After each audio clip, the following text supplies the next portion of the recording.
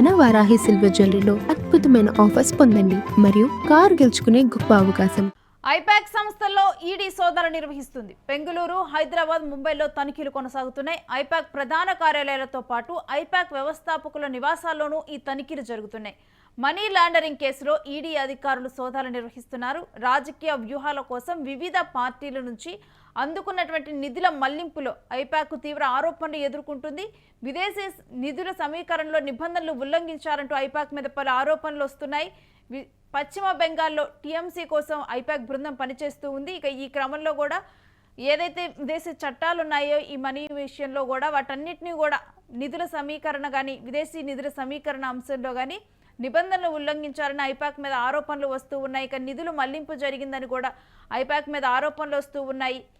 ఇక దీని మీద కూడా మొత్తం కూడా ఐపాక్ కేంద్ర ఆఫీసెస్లో కానీ లేకపోతే సంబంధించినటువంటి అధికారులు అక్కడ ఉన్నటువంటి వారి వ్యక్తుల ఇళ్లలో కానీ తనిఖీలు నిర్వహిస్తూ ఉన్నారు. మనీ లాండరింగ్ కేసులో కూడా దీనికి సంబంధించిన డీటెయిల్స్ మా ప్రతినిధి వెంకట్ నాయుడు తెలుసుకుందాం. ఎస్ వెంకట్, ఈ సోదాల గురించిన డీటెయిల్స్ ఏంటి?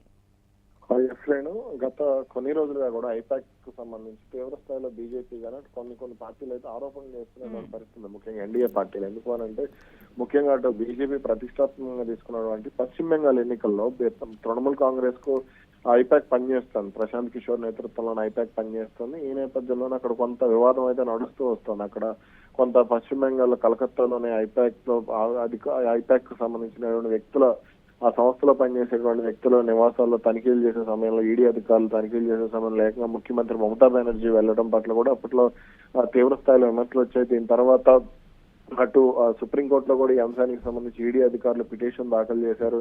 అటు పశ్చిమ బెంగాల్ డీజీపీకి కూడా కొంత వార్నింగ్ ఇచ్చినటువంటి పరిస్థితి ఉంది. అలాగే మమతా బెనర్జీకి కూడా, అంటే వాళ్ళ విధులకు మీరు ఏ విధంగా ఆటంకం కలిగిస్తారు, వాళ్ళకు కూడా హక్కులు ఉంటాయి కదా అంటూ కూడా సుప్రీంకోర్టు ఇటీవల ఆగ్రహం వ్యక్తం చేసినటువంటి పరిస్థితి ఉంది.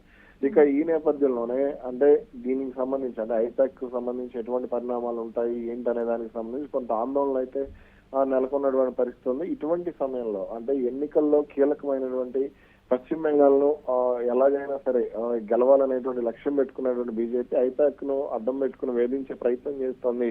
తమకు అనుకూలంగా పనిచేస్తున్నటువంటి ఐపాక్ ద్వారా తమ మీద ఒత్తిడి తీసుకొచ్చే ప్రయత్నం చేస్తోందని కూడా తృణమూల్ కాంగ్రెస్ ఆరోపణలు చేస్తున్నటువంటి పరిస్థితి. ఈ క్రమంలో తాజాగా ఏకంగా హైదరాబాద్, బెంగళూరు ఇలా కొన్ని దక్షిణాది రాష్ట్రాలకు సంబంధించినటువంటి కీలకమైనటువంటి ఆఫీసుల్లో పెద్ద ఎత్తున సోదాలు నిర్వహిస్తున్నారు. ఈ సోదాల్లో భాగంగా అంటే వాళ్ళకి సంబంధించి అంటే రాజకీయ పార్టీల నుంచి గతంలో వైఎస్ జగన్ కానీ లేదా తెలంగాణకి బీఆర్ఎస్ కానీ ఇలా కొన్ని పార్టీలకు వాళ్ళు పనిచేసినటువంటి పరిస్థితి ఉంది. కేంద్ర జాతీయ స్థాయిలో కాంగ్రెస్ పార్టీకి కూడా వాళ్ళు పనిచేసినటువంటి పరిస్థితి ఉంది. కాబట్టి అప్పుడు భారీగా అంటే బ్లాక్ మనీ వాళ్ళకి ఇచ్చారు. ఆ మనీని వాళ్ళు ఎక్కువగా అంటే అకౌంట్ల ద్వారా కాకుండా వాళ్ళు ఇటీవల కాలంలో కూడా ప్రశాంత్ కిషోర్ కొన్ని కామెంట్స్ చేశారు. అంటే నేను 11 నిమిషాలకి 2 కోట్లు 3 కోట్లు తీసుకున్నానంటూ కూడా ఆయన కొన్ని కామెంట్స్ చేసినటువంటి పరిస్థితి ఉంది. మరి ఈ నేపథ్యంలోనే ఆ డబ్బుల్ని ఏం చేశారు, ఆ డబ్బుల్ని ఎక్కడ ఎలా ఖర్చు పెట్టారు, ఆ డబ్బుల్ని ఎక్కడ దాచారు అనేటువంటి అంశాలు కూడా కొంత తెర మీదకి వచ్చినటువంటి పరిస్థితి ఉంది. అదేవిధంగా విదేశాల నుంచి కూడా వీళ్ళకి పెద్ద ఎత్తున నిధులు వస్తున్నాయి. అంటే విదేశాల్లో ఉన్నటువంటి పార్టీ సింపథైజర్స్ ఎవరైతే ఉంటారో వాళ్ళు కూడా పెద్ద ఎత్తున వీళ్ళకి డబ్బులు పంపిస్తున్నారు అనేటువంటి ఆరోపణలు కూడా ఉన్నాయి. అదేవిధంగా మనీ లాండరింగ్ కి సంబంధించి అక్రమంగా మనీ తరలించడం, వీటన్నిటికీ సంబంధించి కూడా డబ్బులు సేకరించడం కానీ అటు తరలించడం కానీ వీటన్నిటికీ సంబంధించి ఐపాక్ మీద ఆరోపణలు ఉన్నాయి. అందుకని ఇక్కడ కేంద్ర దర్యాప్తు సంస్థలు ఎంటర్ అయినట్టు కూడా తెలుస్తోంది. అంటే వెంకట్, కావాలని చెప్పి ఈ విధంగా కూడా ఐపాక్ మీద బీజేపీ ఆరోపణలు చేస్తూ ఉందని చెప్పి కూడా వినిపిస్తూ ఉన్నాయి. అంటే ఇక్కడ పశ్చిమ బెంగాల్లో తృణమూల్ కాంగ్రెస్ వీళ్ళు ఎప్పటి నుంచి గత ఎన్నికల్లో కూడా అక్కడ తృణమూల్ కాంగ్రెస్ పనిచేశారు. అక్కడ గత ఎన్నికల్లోనే ఫస్ట్ టైం అనుకుంటే తృణమూల్ కాంగ్రెస్ వీళ్ళు అనుకూలంగా పనిచేయడం.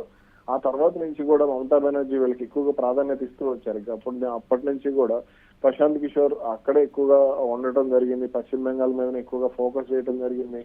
ఇతర రాష్ట్రాల మీద కూడా ఆయన ఫోకస్ తగ్గిస్తూ వచ్చారు. ఇతర రాష్ట్రాలకు సంబంధించి సునీల్ కనుగోలు కానీ ఇట్లా కొంతమంది కీలక వ్యక్తులు ఉండటంతోనే కొంత ప్రశాంత్ కిషోర్ ఇటు పెద్దగా దృష్టి సారించడం లేదు. రాబిన్ శర్మ వంటి వాళ్ళు దక్షిణాదిలో ఆధిపత్యం ప్రదర్శించడంతో అందుకని కాంగ్రెస్ అధికారంలో ఉన్న లేదంటే ఇండియా కూటమికి సంబంధించినటువంటి పార్టీలు డిఎంకే కానీ ఇలా కొన్ని పార్టీలకు మాత్రం ఆయన పనిచేస్తూ వస్తున్నారు అనేటువంటి మాట కూడా వినపడుతోంది.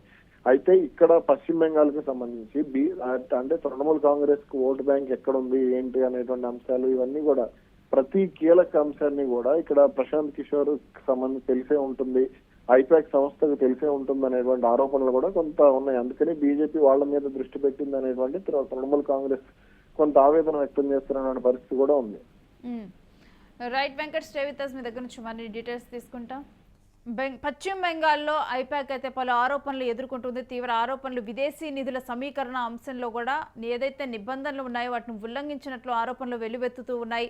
అయితే దీని మీద బీజేపీ ఆరోపిస్తున్న క్రమంలో కూడా కావాలని చెప్పే ఈ విధంగా కూడా ఐపాక్ బృందం మీద ఆరోపణలు చేస్తూ ఉన్నారంటూ కూడా, కావాలని ఇది ఒక కక్ష సాధింపు మనీ లాండరింగ్ వ్యవహారం ఐపాక్ మీద మోపుతున్నారు అని కూడా దీని మీద ఆరోపణలు అయితే వినిపిస్తూ ఉన్నాయి. ఇక ప్రస్తుతం అయితే బెంగళూరు, హైదరాబాద్, ముంబైలోనైతే తనిఖీలు కొనసాగుతున్నాయి.